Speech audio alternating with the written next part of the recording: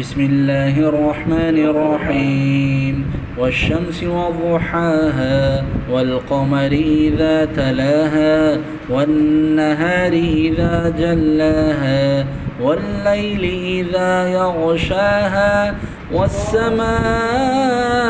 وما بناها والأرض وما طحاها ونفس وما سواها فألهمها فجورها وتقواها إذ قد أفلح من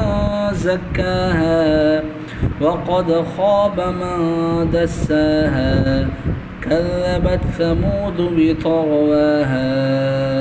إذ انبعث أشقاها فقال لهم رسول الله ناقة الله وسقياها فكذبوه فعقروها فدمدم عليهم ربهم